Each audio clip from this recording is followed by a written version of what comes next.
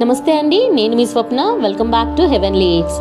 Already మీకు అర్థమైపోయే ఉంటుంది నేను ఇవాళ మీతో ఏ రెసిపీ షేర్ చేయబోతున్నానో.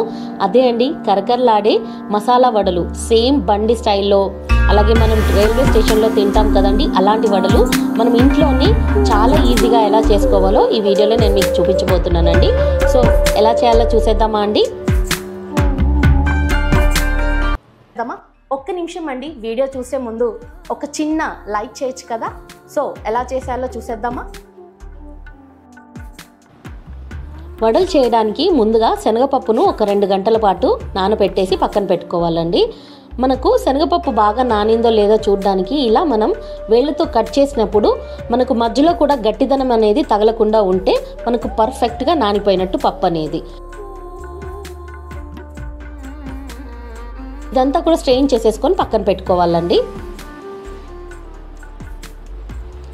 స్ట్రెయిన్ చేసుకున్న దాంట్లో నుంచి ఒక గుప్పెడంత పప్పును తీసేసి పక్కన పెట్టుకోండి. ఇలా పెట్టుకున్న తర్వాత కూడా నీళ్ళంతా కూడా ఏం లేకోకుండా చూసుకొని మనము బరకగా ఈ పప్పును అనేది పట్టుకోవాలండి. ఇవాళ నేను మీకు రోట్లో చేసి చూపిస్తున్నానండి. మా ఇంట్లో వాళ్ళకు కూడా చాలా స్పెషల్గా రోట్లో దంచి పెట్టాను, చేసి వడలు చేసి పెట్టానండి. సో ఇవాళ మీకు కూడా ఈ వీడియో నేను షేర్ చేస్తున్నాను. ఇలా కచ్చా పచ్చగా దంచేసేసుకుందాం. మిక్సర్లో పట్టిన దానికును ఇలా దంచి చేసిన దానికి చాలా డిఫరెన్స్ ఉంటుందండి. పాసిబుల్ అయితే మీరు ఒకసారి ఇలా ట్రై చేసి చూడండి.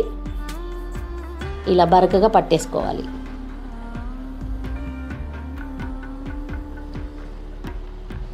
బాగా మెత్తగా అయిపోతే మనకు వడల టెక్స్చర్ అనేది అంత బాగా రాదు, కాబట్టి నీళ్ళు అనేది కూడా ఎక్కువగా వేసుకోకుండా చూసుకోవాలండి.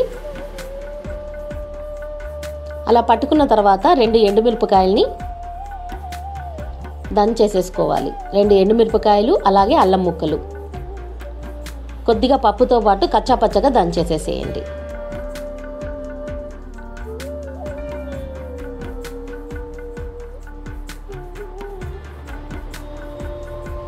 ఇలా కచ్చాపచ్చగా దంచేసేసుకొని ఇందాక మనం బరకగా పట్టుకున్న పప్పులోకి ట్రాన్స్ఫర్ చేసేసుకోండి ఆ ముద్దను కూడా, కారం.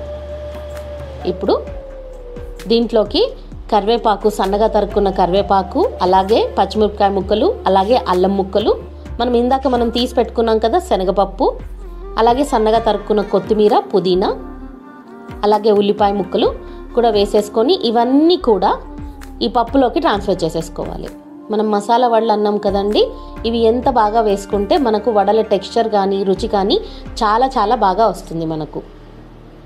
ఇవన్నీ బాగా కలిసిపోయేలాగా కలియబెట్టుకునే ముందు కొద్దిగా పసుపు, అలాగే కొంచెం కారం, ఎందుకంటే మనం ఇక్కడ ఎండుమిరపకాయలు వేసుకున్నాము, అలాగే ఎండుమిర్చి వేసుకున్నాము, పచ్చిమిరపకాయలు వేసుకున్నాం కాబట్టి కొంచెం కారం, సరిపడా ఉప్పు, కొంచెం 1 టీ స్పూన్ అంత ధనియాల పొడి రుచికి తగినంత వేసేసుకొని బాగా అలా కలిసిపోయేలాగా కలిపేసేసుకోండి.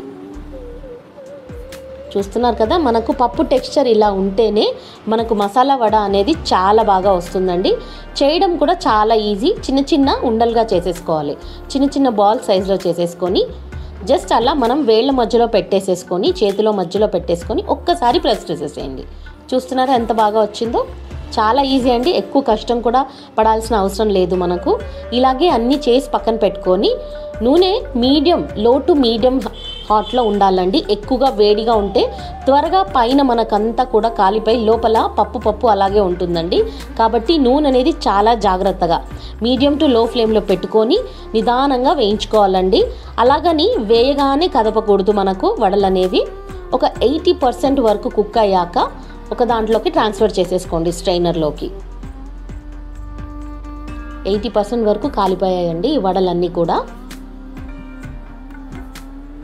ఈ వడలన్నీ కూడా ట్రాన్స్ఫర్ చేసేసుకొని మళ్ళీ ఒకసారి నూనె వేడయ్యాక మళ్ళీ ఇందాక మనం వేయించి పెట్టుకున్న వడలన్నీ కూడా వేసుకొని కంప్లీట్గా ఎరుపు రంగు వచ్చే వరకు బాగా కాల్చేసుకోండి. వడలన్నీ కూడా 2 సైడ్లు బాగా ఫ్రై చేసేసుకోండి.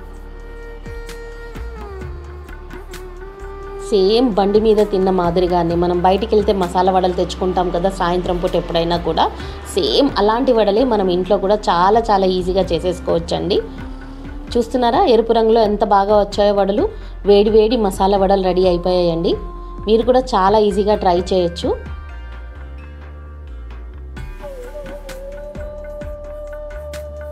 ఎండాకాలం కదండి, ఇంట్లో ఉంటుంటారు పిల్లలు, కాబట్టి బయట నుంచి ఏదో ఒకటి అస్తమానం తెచ్చిపెట్టేయకుండా ఇలా చాలా ఈజీగా అయిపోయే డిషెస్ అనేవి మనం ఇంట్లో ట్రై చేస్తే వాళ్ళు హ్యాపీ, మనము హ్యాపీ. సో ఇంకెందుకు లేట్ అండి, కరకరలాడే మసాలా వడలు మీరు కూడా ట్రై చేయండి. అండ్ ఎలా వచ్చిందో పక్కగా నాకు కామెంట్ సెక్షన్లో చెప్పేయండి.